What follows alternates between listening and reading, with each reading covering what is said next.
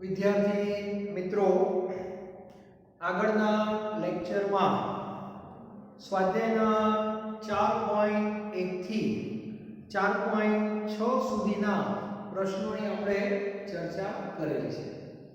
આજે આપણે 4.7, 4.8, 4.9, 4.10, 4.11 અને 4.12 સુધીના પ્રશ્નોની ચર્ચા કરવાના છે.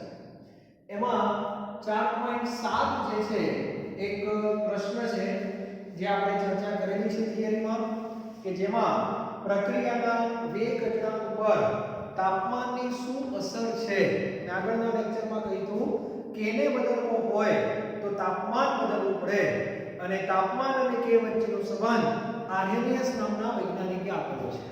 અને સૂત્ર પણ બધાને ખ્યાલ છે, k બરાબર a e રેઝ ટુ, સૂત્ર બોલીને આગળ બધા, k બરાબર a e raise to minus ea upon rt.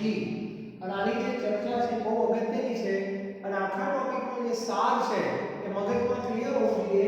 તાપમાન બદલાય તો k બદલાય, અને બીજી એક વસ્તુ મેં કીધી હતી, ea બદલાય તો પણ k બદલાય.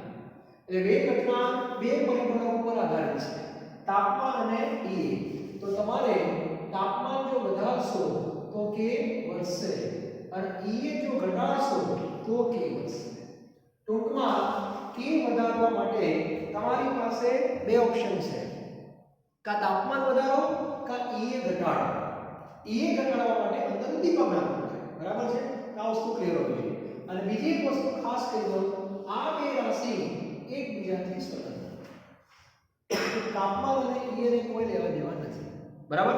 અને આપણી પાસે બે સમીકરણ મેં તમને લખાયેલા, આનું પણ સમીકરણ લખાયેલું છે મેં તમને, આનું પણ લખાયેલું છે.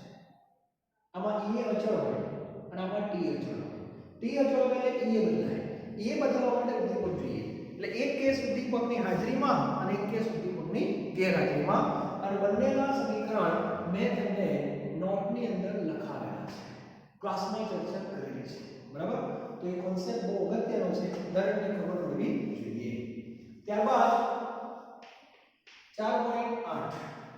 4.8 ની અંદર આભાસી પ્રથમ ક્રમની વાત છે. તો એ પણ આપણે આખી થિયરી ભણી ગયા, એકવાર તમને સમજાવી દઉં. અને એ થિયરીમાં આવું હતું, એસ્ટરનું જળ વિભાજન. બધાને ખબર છે આ પ્રક્રિયાનું સમીકરણ આવું હતું, એસ્ટર. કયો એસ્ટર એ આની અંદર આપેલું નથી, એટલે આપણે એસ્ટર લખીએ છીએ, એસ્ટર વત્તા પાણી H+ ની હાજરી, અને આની અંદર તમને નિકોલ મળે એસિડ વત્તા આલ્કોહોલ.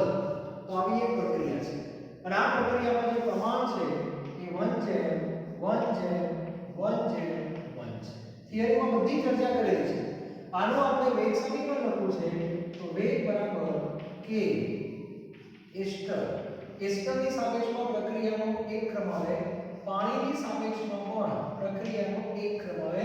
એટલે આ પ્રક્રિયા વાસ્તવમાં કયા ક્રમની હતી મેં કીધું હતું, બીજા ક્રમની હતી. પણ પ્રક્રિયા દરમિયાન પાણીની સાંદ્રતા કેવી રહે છે? અચળ રહે છે. માટે વેગ બરાબર k એસ્ટર આવું લખી શકાય. આ અચળ, આ પણ અચળ, તો નવા અચળને મેં k0 નામ આપેલું, બરાબર? અને આના પ્રમાણે પ્રક્રિયા કયા ક્રમની કહેવાય? પ્રથમ. એટલે આને કહેવાય આભાસી પ્રથમ ક્રમની પ્રક્રિયા. અને આ k0 શું છે ખબર હોવી જોઈએ, જ્યાં k0 બરાબર k H2O. અને આ k0 ને આભાસી વેગ અચળાંક કહેવાય. આને આભાસી કહેવાય, આને મુખ્ય કહેવાય, મેઇન આ છે, બરાબર? એટલે જ્યારે k0 શોધવાના કીધા છે કે એ પણ તમને ખબર હોવી જોઈએ. તો આપણે થિયરીમાં ભણી ગયા, ક્લિયર? હવે આની અંદર તમને પ્રશ્ન શું કીધો છે આપણે જોઈએ. સૌથી પહેલા તમને અવલોકનો આપેલા છે, તો દરેક વિદ્યાર્થી પાસે ટેબલ છે જ, બરાબર? તો એ ટેબલની અંદર ફરીથી એકવાર જુઓ, અવલોકનો કઈ રીતે દીધેલા છે. તો પહેલા ખાનામાં સમય, અને બીજા ખાનામાં કોની સાંદ્રતા આપેલી છે? એસ્ટર. કારણ બીજું કંઈ નહીં, પાણીની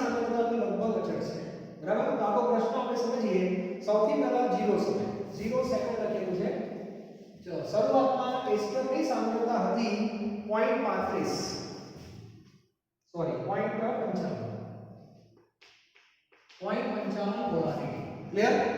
ત્યારબાદ 30 સેકન્ડ પછી સાંદ્રતા ઘટીને 0.31 થઈ ગઈ। ફરી 30 સેકન્ડ પછી સાંદ્રતા માપી એટલે કુલ સમય 60 થાય, ઘટીને સાંદ્રતા 0.17 થઈ ગઈ અને છેલ્લે 90 જ્યારે આવ્યા ત્યારે સાંદ્રતા ઘટીને 0.085 થઈ ગઈ। 0.085 બરાબર। તો આ રીતના અવલોકનો તમને આપેલા છે।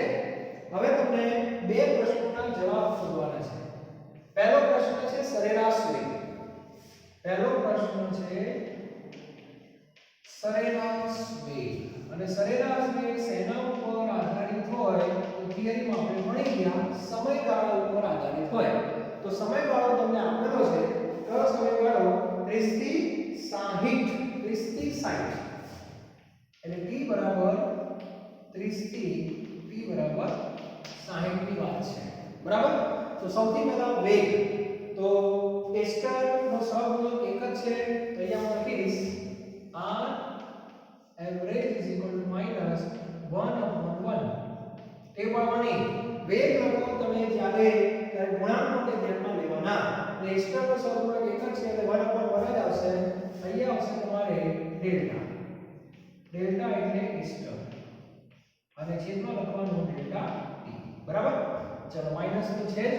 હવે એસ્ટરની સાંદ્રતાનો તફાવત લેવાનો 30 થી 60 નો, તો અંતિમ માઈનસ પ્રારંભિક એટલે 0.17 માઈનસ આ ગાળો પકડવાનો છે બરાબર। એટલે 0.17 માંથી 0.31 અને છેદમાં 60 ઓછા 30 અને આનો તમારે સાદો આપવાનો એટલે તમને 30 થી 60 નો સરેરાશ વેગ મળશે અને જવાબ તમારો આવશે કેલ્ક્યુલેટરની અંદર એનો જવાબ ચેક કરી લો। જવાબ છે 4.66 ની આસપાસ છે, એ તમારે જોઈ લેવાનો 4.66 અથવા 4.6 બરાબર।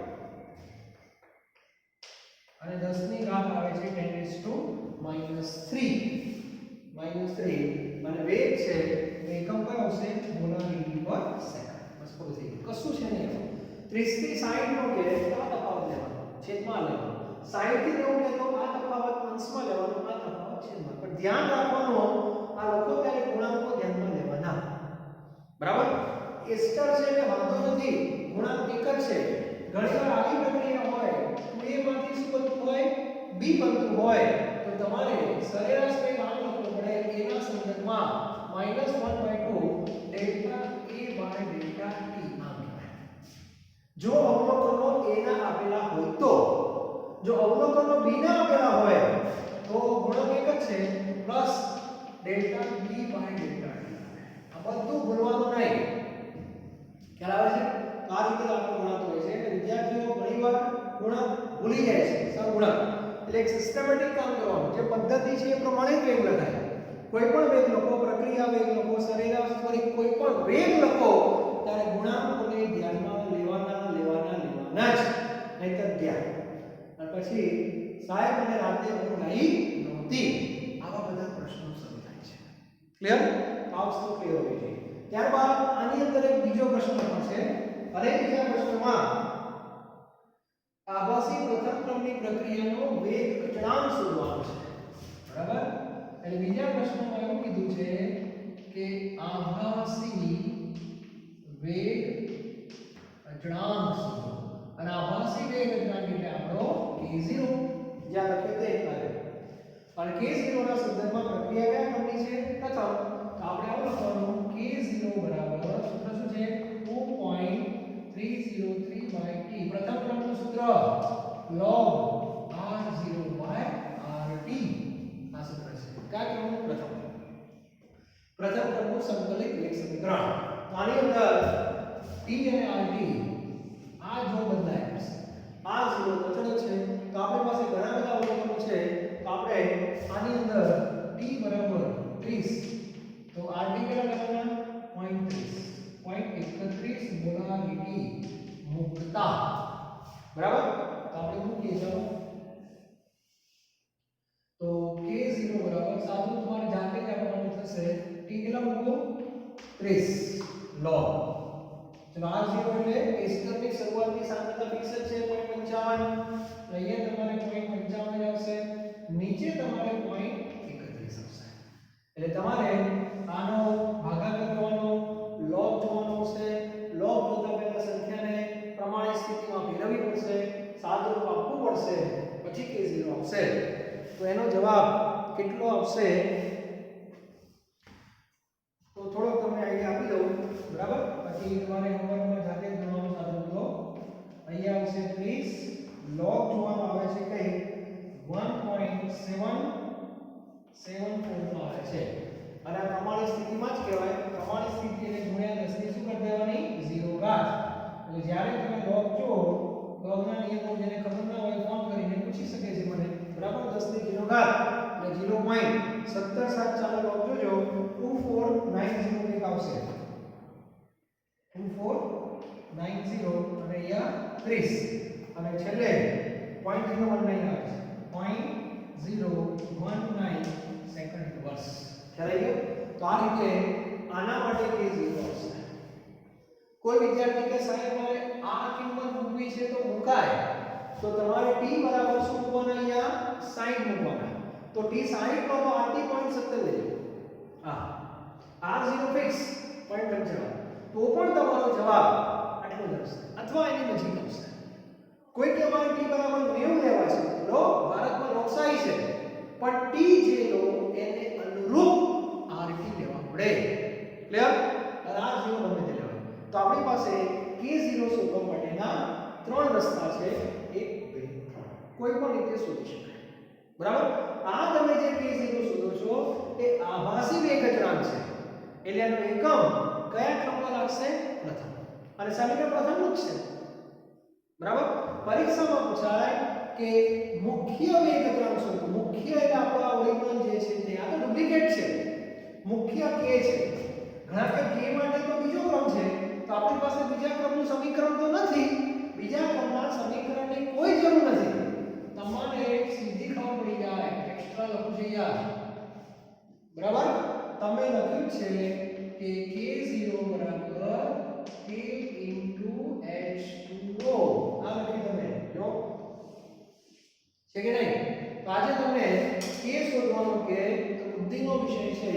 k ને કરતા બનાવો અને k0 ને H2O વડે શું કરી નાખો? ભાગી નાખો. k0 કોઈ પણ એક લઈ લેવાના 0.019. H2O ની સાંદ્રતા તમને આમાં આપેલી નથી. બરાબર? પણ પરીક્ષામાં આપેલી હશે. ધારો કે હું ધારી લઉં ચલો 55.5, તો મને k મળે કે ના મળે? પણ ધ્યાન રાખવાનું k નો જે એકમ લખો એ બીજા ક્રમનો હોવો જોઈએ. k નો એકમ બીજા ક્રમનો હોવો જોઈએ. આ વસ્તુ તમારે ક્લિયર હોવી જોઈએ. બરાબર? તો આ રીતે બહુ સરસ દાખલો છે. અવલોકનનો સ્ટુડન્ટ ના જ આપે છે. તમે પાણીના અવલોકન આપવાના ન હોય, કારણ પાણીની સાંદ્રતા ઘટશે. અવલોકનો કોને આપવાના હોય? જેની સાંદ્રતામાં ફેરફાર થતો હોય. આ વસ્તુ ક્લિયર હોવી જોઈએ. બરાબર? આ રીતે વાત કરી શકાય. અને પ્રક્રિયાના મોટા ભાગે અવલોકનો હશે, એટલે ઘટતા અવલોકનો હશે. જો નિપજના હોય તો વધતા હોય. બરાબર? પણ એ લેવલ થોડું હાઈ થઈ જાય. એટલે એમાં એ લોકો લગભગ તમને નહીં લઈ જાય, છતાં તૈયારી રાખવાની કેમિસ્ટ્રી કહેવાય. બરાબર? અને પૂરો પાડી દેજો એટલે આભાસમાં દાખલો આપણો પૂરો થઈ ગયો. બરાબર? 4.8 સારા દાખલો છે. ત્યારબાદ 4.9.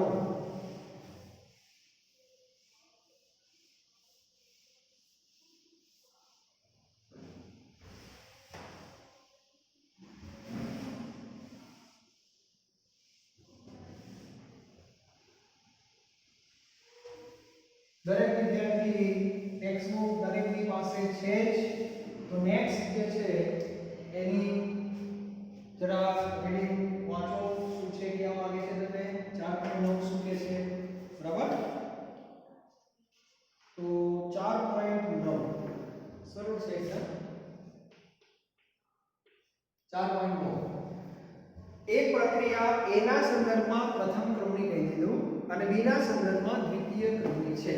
એનો અર્થ એવો આપણે માની લઈએ કે બે પ્રક્રિયા છે A + B અને એમાંથી શું બનતી હશે આપણે એવું માની લઈએ બરાબર હવે એવું કીધું છે વિકલનીય વેગ સમીકરણ લખો પહેલો જ પ્રશ્ન વિકલનીય વેગ સમીકરણ એટલે પ્રક્રિયા વેગ બરાબર k a અને b થશે ચાલો હવે તમને ક્રમ આપેલો છે a ની સંદર્ભમાં પ્રથમ અને b ના સંદર્ભમાં દ્વિતીય એટલે અહીંયા લખી દેવાનું 2 અને આને કહેવાય વિકલનીય વેગ સમીકરણ એટલે પહેલા પ્રશ્નનો જવાબ તમને મળી ગયો ચાલો પૂરું આને કહેવાય વિકલનીય વેગ સમીકરણ ત્યારબાદ બીજો પ્રશ્ન એવું કહે છે ધ્યાન આપજો આગળ સરળ જ છે b ની સાંદ્રતા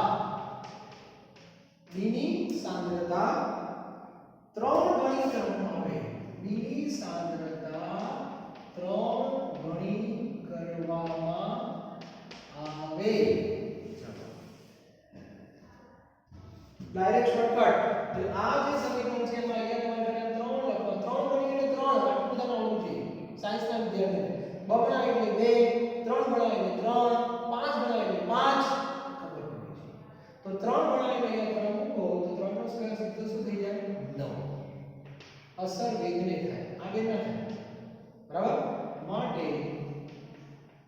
પ્રક્રિયા વેગ 9 ગણો થાય પ્રક્રિયા વેગ 9 ગણો થાય બધું લખું છું સમય 9 માં ભાગનો થાય k અને a ની સાંદ્રતાને બધું લખી દઉં છું સાંદ્રતાને અસર ન થાય ખ્યાલ આવી ગયો b માં ફેરફાર તો એ કેવું લેવા દે પણ a ને k ને પણ લેવા દે કે તાપમાન પર આધારિત છે એટલે આખો જે કોન્સેપ્ટ છે તમારો ક્લિયર હોવો જોઈએ ફંડામેન્ટલ નોલેજ આને એક જ પ્રશ્ન ભલે પૂછ્યો હોય પણ એની સાથે આપણે અન્ય પોઈન્ટ થી પણ કનેક્ટેડ હોવા જોઈએ બરાબર બીજા ભાગ કીધું છે a અને b ની સાંદ્રતા બમણી કરવામાં આવે બરાબર a અને b ની સાંદ્રતા બમણી કરવામાં આવે એવું કીધું છે a અને b ની સાંદ્રતા બમણી કરવામાં આવે બંનેની બમણી એટલે અહીંયા 2 મૂકી દો અને અહીંયા 2 મૂકી દો તો અહીંયા તો 2 નો 4 થાય અહીં તો 2 ના 2 લે તો 4 તો 8 તો ડાયરેક્ટ લખું છું પ્રક્રિયા વેગ 8 ગણો થાય 8 ગણો સમય બધું લખું છું 8 માં ભાગનો થાય અને કીને અસર ન થાય આપ લખો કોને અસર થાય કોને અસર ન થાય એની પણ ચર્ચા કરેલી હોવી જોઈએ તો 4 પોઈન્ટ છે ઓકે તો દરેક કામ જોઈએ ચલો ત્યાર પછી આપણે પૂરો મળી ગયો ત્યાર પછી આપણે આગળ ચર્ચા કરવાના છીએ એક ટેબલ આપેલું છે એમાં ક્રમ ને બધું શોધવાનું છે 10 11 અને 12 ત્રણેય પ્રશ્નો ટેબલના છે ટેબલને જોઈને કોઈ ગભરાઈ નહીં જવાનું બરાબર એકદમ સરળ છે ખાલી સમજવાનું છે કે કેવા શું છે ઓકે તો પહેલા આપણે પૂરો પડી ગયો ત્યાર પછી આપણે 4.10 4.11 અને 4.12 ની ચર્ચા કરીએ ઓકે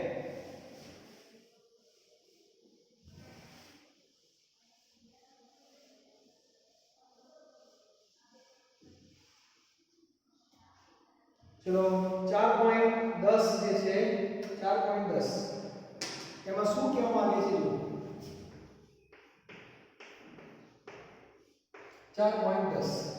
4.10 માં a અને b વચ્ચેની પ્રક્રિયામાં પ્રારંભિક પ્રક્રિયા વેગ અને b ની જુદી જુદી સાંદ્રતાએ માપવામાં આવ્યા a અને b ની જે નીચે આપેલા છે હવે આ લોકોએ ટેબલ બનાવ્યું છે તો હું આ રીતે લખું છું એટલે તમને વધારે ખ્યાલ a b અને અહીંયા હું લખું છું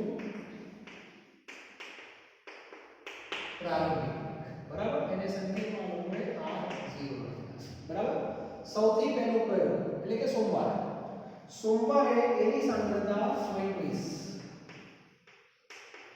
બરાબર બી ની સાંદ્રતા પણ 20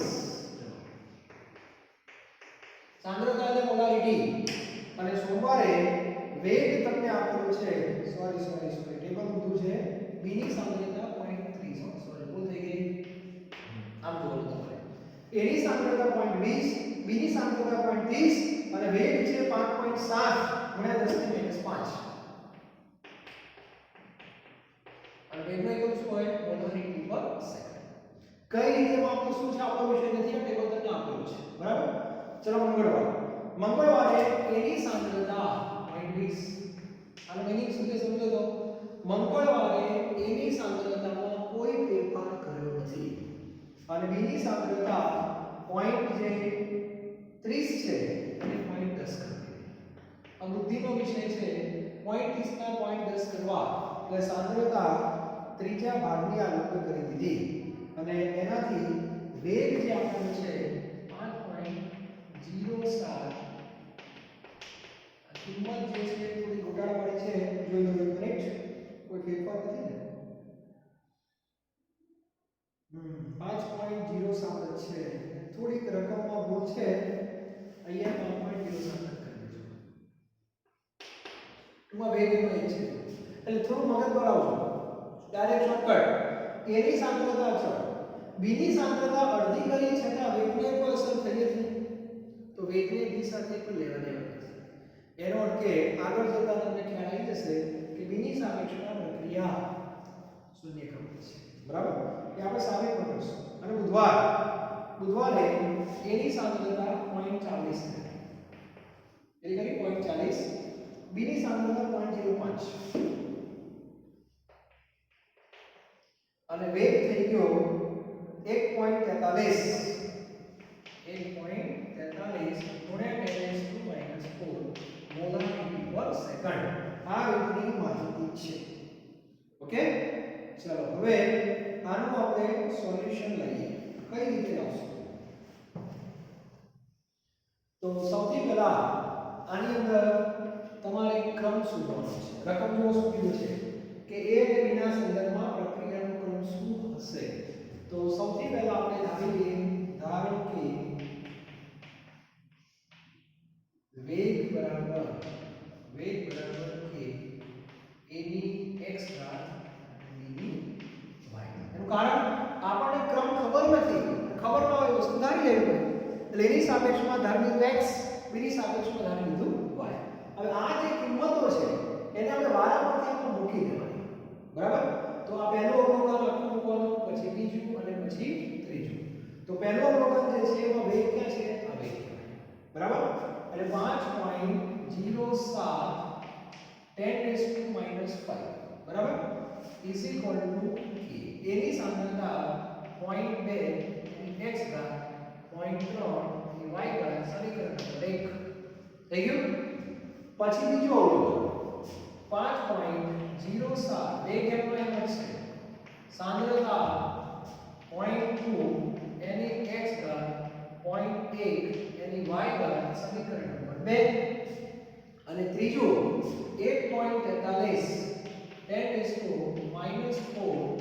k 0.4 એની x ઘાત અને 0.05 એની y ઘાત, સમીકરણ નંબર 3. તો આ રીતે ત્રણ સમીકરણ બનાવી દેવાના. જેટલા અવલોકનો છે એને વ્યવસ્થિત આમાં ગોઠવી દેવાના, બરાબર. આપણે x અને y શોધવાના છે.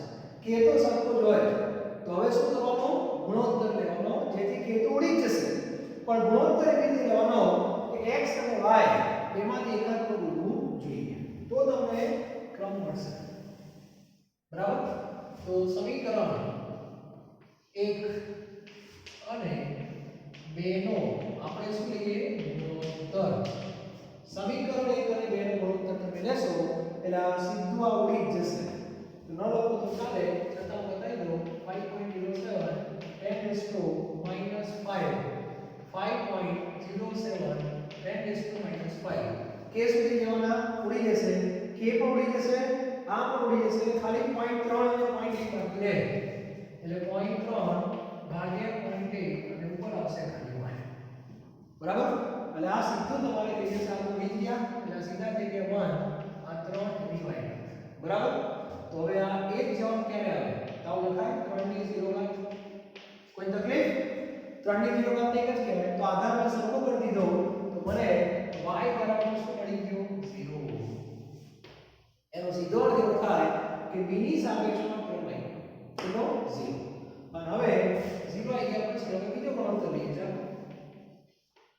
આપણે સમીકરણ y ની કિંમત આવી ગઈ. હવે કોઈ પણ ગુણોત્તર તમે લઈ શકો, y ની કિંમત તો 0 થઈ જ ગઈ છે, તો આપણે એક કામ કરીએ, ગુણોત્તર 2 ને 3 લઈએ. સમીકરણ 2 અને 3 નો ગુણોત્તર 2 અને 3 એટલે 5.07 10 5 1.43 10 ની -4 બરાબર. ચલો આપણે ગુણોત્તર ની એટલે કે વળી ગયા. હવે ખબર થઈ જોઈએ કે y ની 0 ઘાતક છે એટલે એ પોતે એક જ થઈ જવાનું એટલે ખાલી આ બાકી રહે 0.2 ભાગ્યા 0.4 એની એક ઘાત જાય. કારણ y ની તો 0 થઈ ગઈ એટલે કોઈ પણ 0 ઘાત હશે ને એટલે એક જ થઈ જશે. આનું તમારે સાદું કરીને પડશે તો 5.07 ચેક કરો 5.07 એને 1.43 વડે ડિવાઇડ કરી દેજો એટલે 3.54 જેવું કંઈક આવે છે. આમાં થોડા ગોળાળા છે રકમમાં.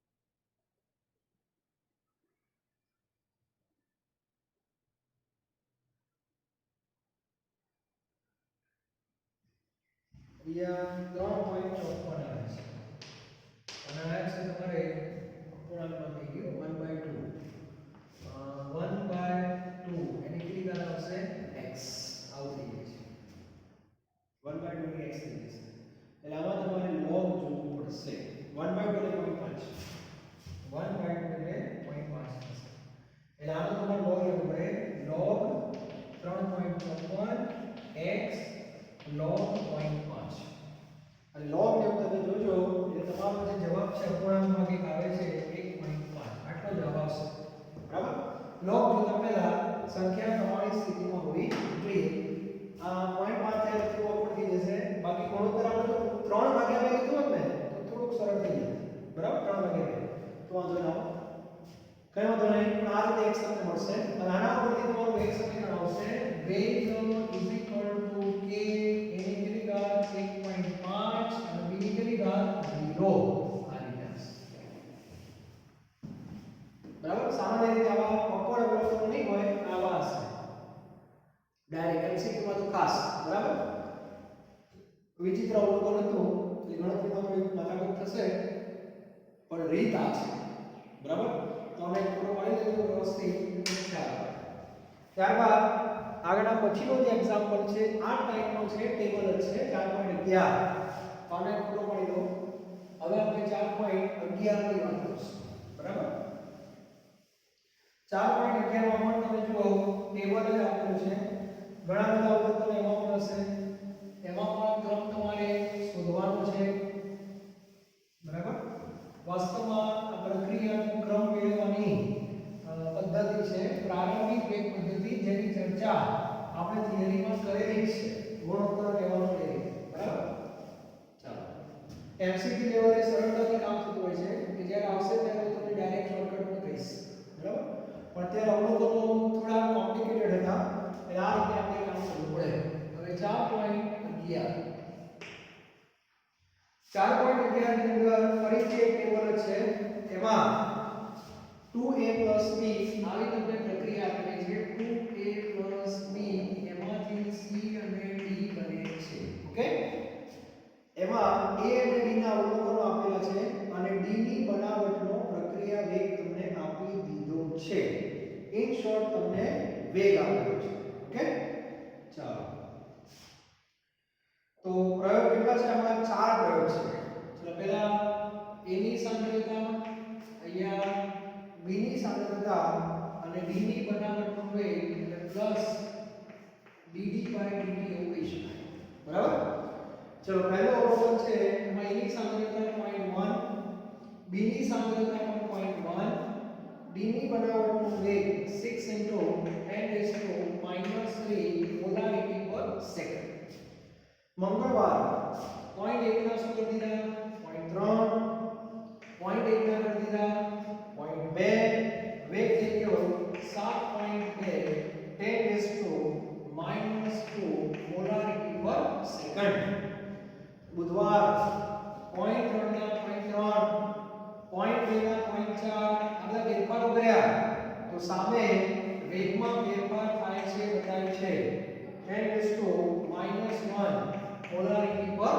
સેકન્ડ. ગુરુવાર પોઈન્ટ ના પોઈન્ટ 4 પોઈન્ટ 1 અને વેગ થઈ ગયો 2.4 10⁻²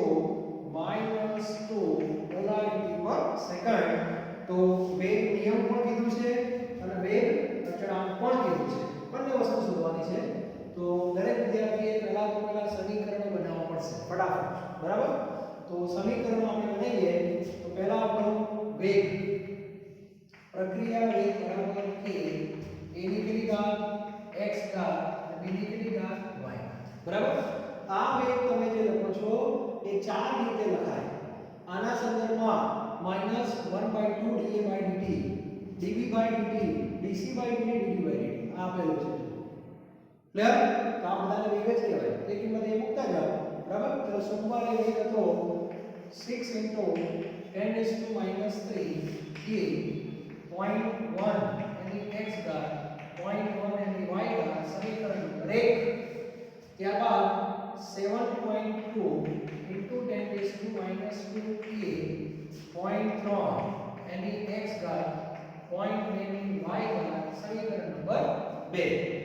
ત્યારબાદ 2.88 10⁻1 કે 0.3 ની x ઘાત 0.4 ની y ઘાત સમીકરણ નંબર 3 અને 2.4 10⁻² કે 0.4 ની x ઘાત 0.1 ની y ઘાત સમીકરણ નંબર 4.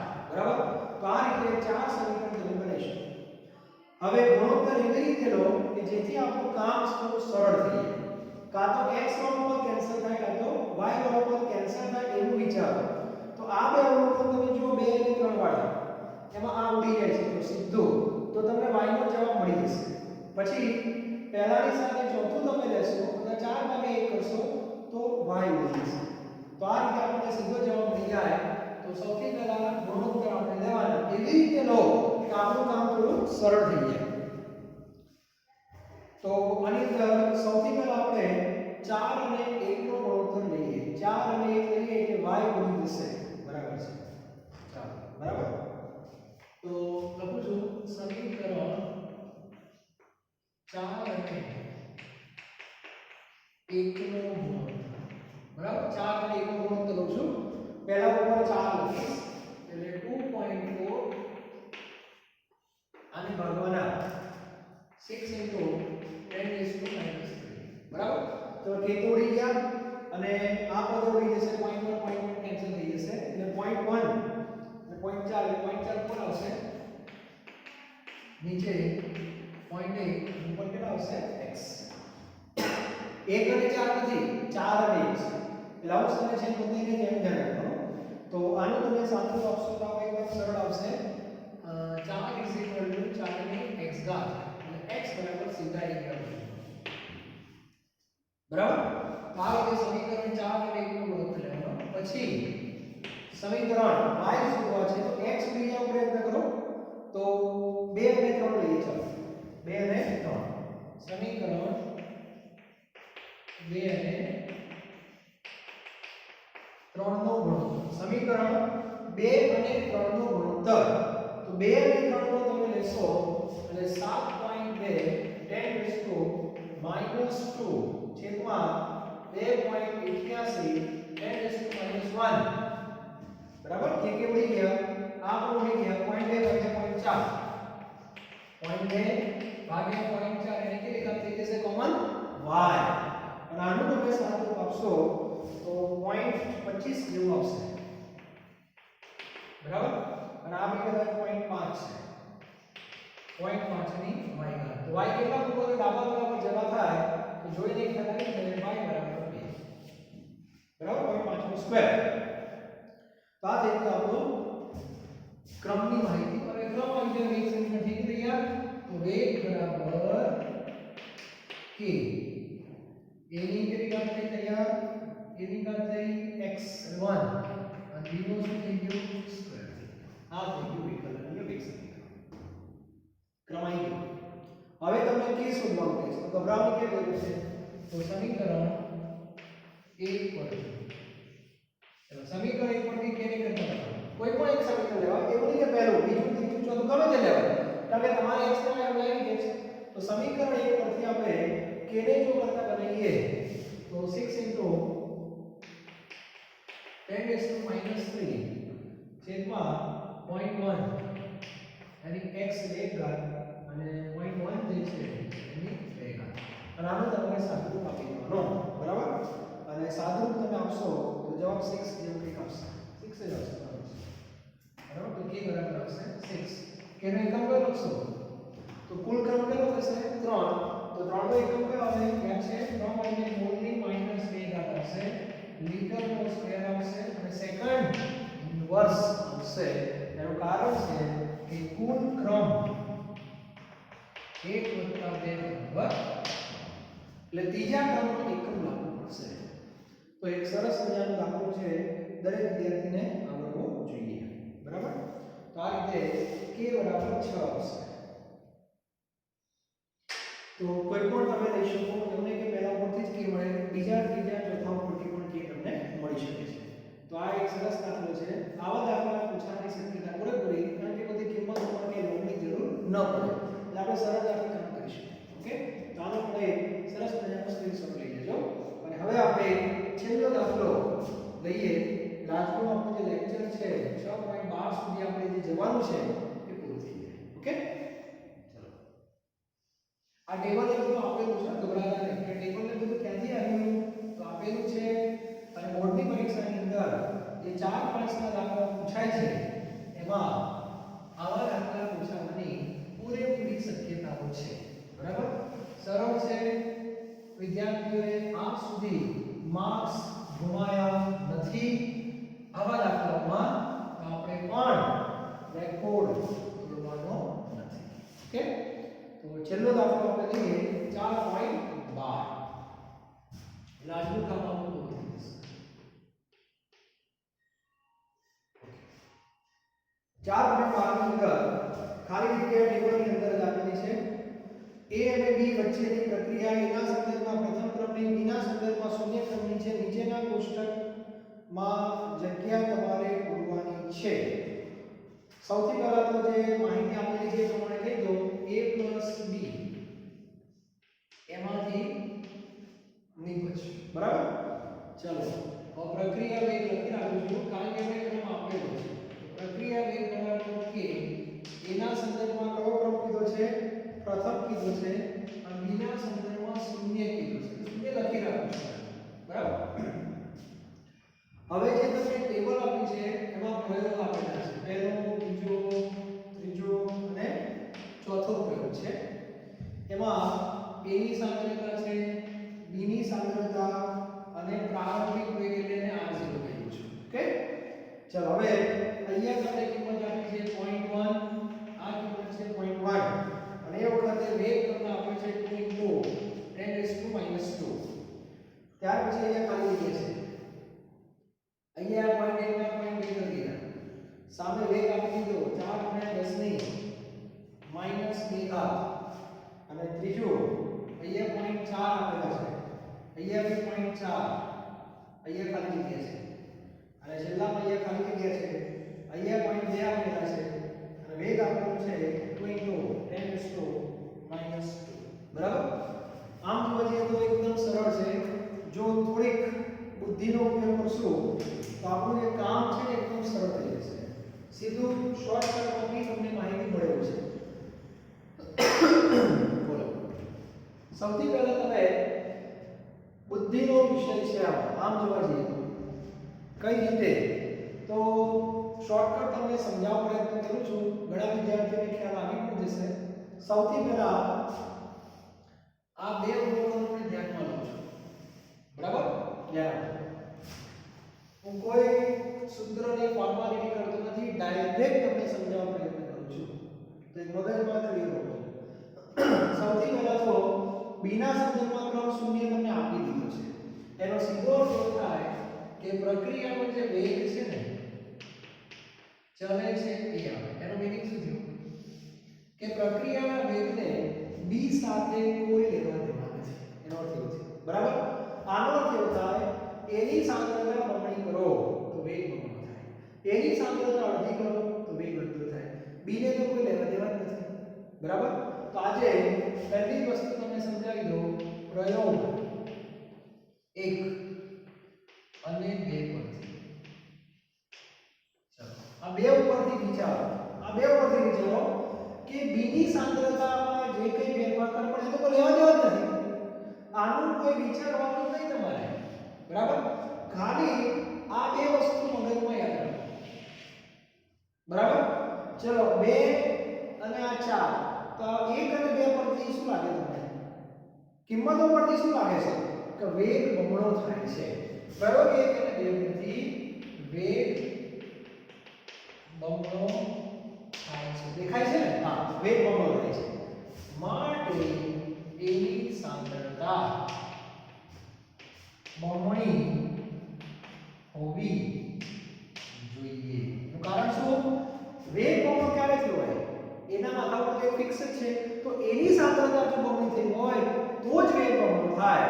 તો આની અંદર કોઈ સૂત્ર નહીં, કોઈ ફોર્માલિટી નહીં, ડાયરેક્ટ સીધો જવાબ એની સાંદ્રતા 0.2 મોલારિટી હોય. ફિક્સ થઈ ગયો.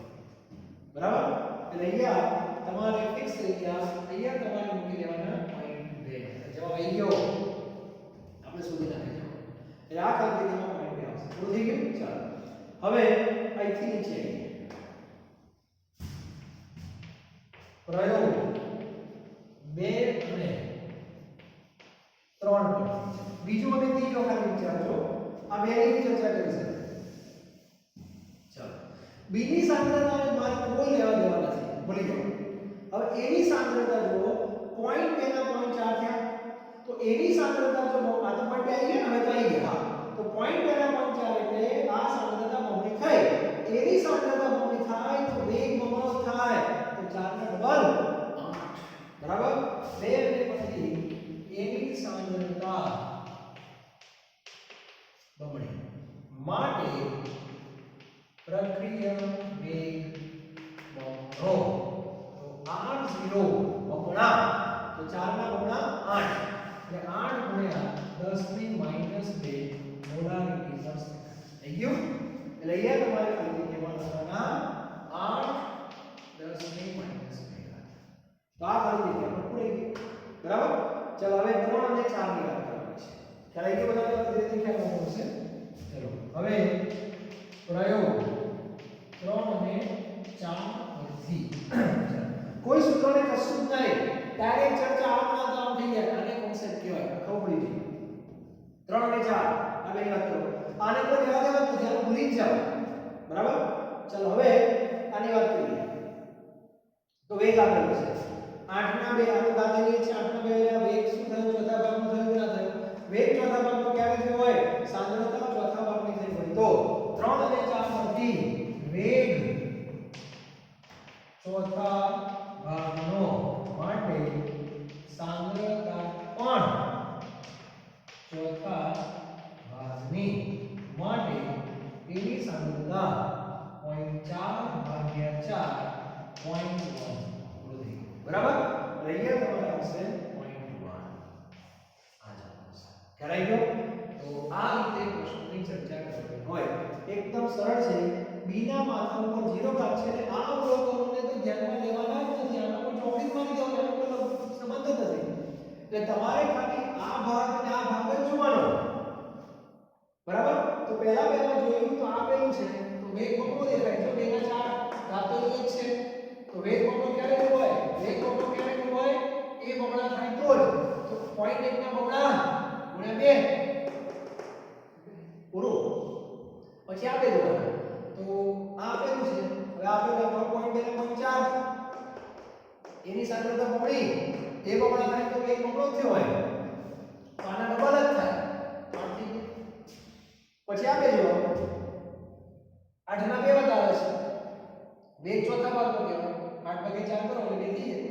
તો ચોથા ભાગ નહીં થાય 1. તો આ રીતે નક્કી થાય. બરાબર? આ બધા શોર્ટકટ છે. પણ કોન્સેપ્ટ જો તમારો ક્લિયર હોય તો જ આ બધું તમને આવડે. કોઈ સૂત્રની જરૂર નથી. ઘણા વેગના સૂત્રો લખશે, કિંમતો મૂકશે, નામ કરશે, ફલાણું ઢીકણું ને વસ્તુને એકદમ કોમ્પ્લિકેટેડ બનાવી દેશે. આ પ્રશ્ન કોન્સેપ્ટ માટે છે કે તમે ખરેખર રાસાયણિક ગતિકી સમજ્યા છો કે નહીં એના માટેની જ આ ચર્ચા છે. ખ્યાલ આવી ગયો? એટલે બહુ સરસ પ્રશ્ન છે. તો આવી ખાલી જગ્યાઓ પરીક્ષામાં આપે જેની ટેવ લે આપણને આવડવી જોઈએ. ઓકે, તો આજનું લેક્ચર અહીંયા પૂરું કરું છું. 4.12 સુધી આપણે લીધા. નેક્સ્ટ લેક્ચરમાં ફરીથી આપણે બીજું ગ્રુપ લઈશું આપણે અને એની આપણે આગળ ચર્ચા કરીશું. Thank you.